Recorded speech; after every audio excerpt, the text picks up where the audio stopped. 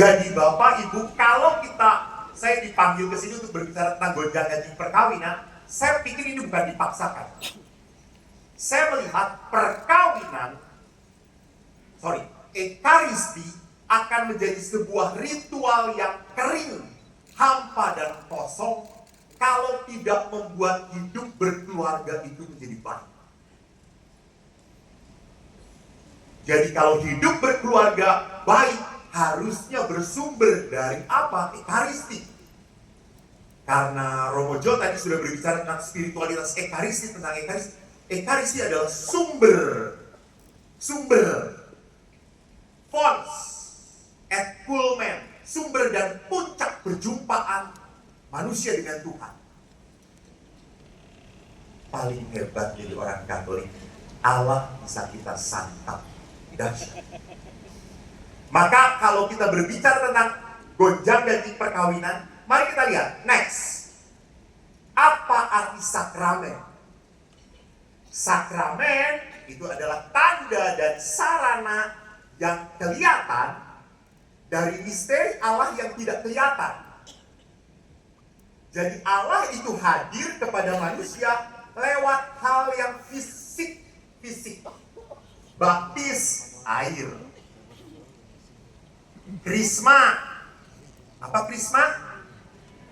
Minyak, bukan pada saat uskup nempeleng. Minyak.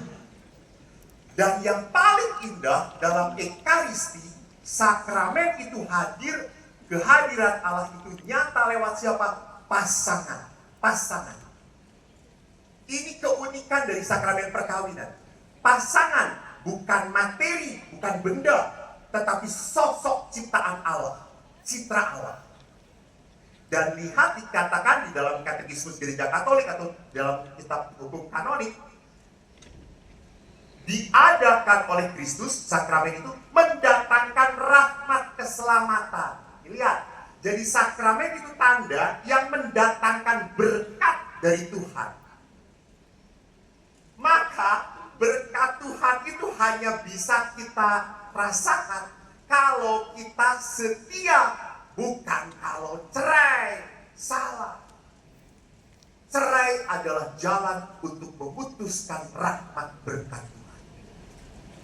Justru kesetiaan adalah jalan untuk membuka rahmat pertolongan Tuhan.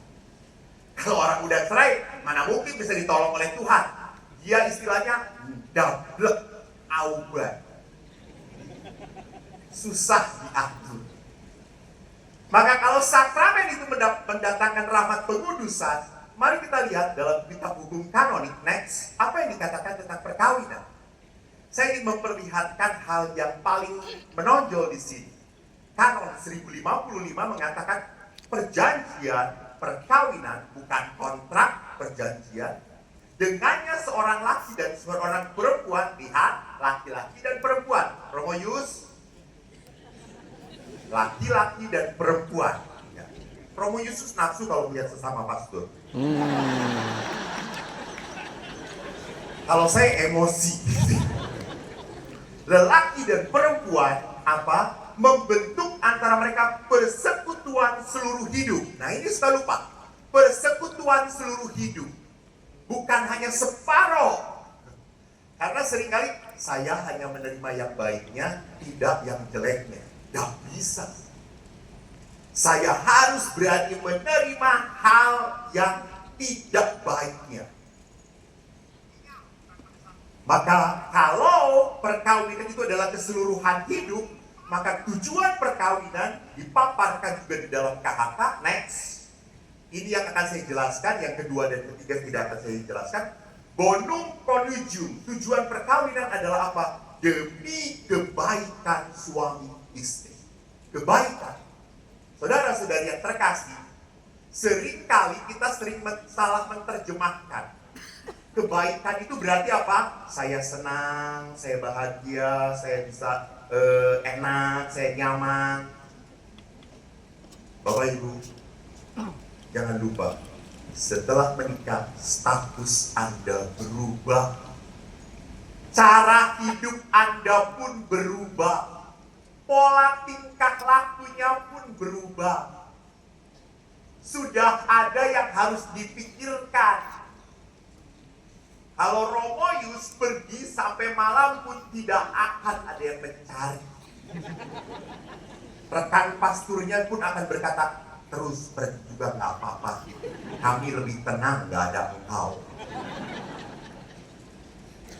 Tapi kalau seorang suami istri pergi, minimal anaknya yang mencari. Begitu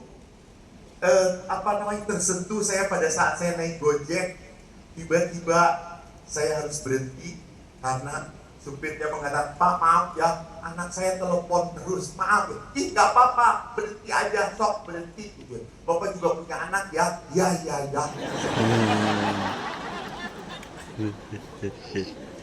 Daripada tidak, nanti langsung ngomong banyak-banyak, berarti Bapak gak laku ya, berarti Bapak suka sesama jenis, salah kata saya, susah, iyalah kata saya.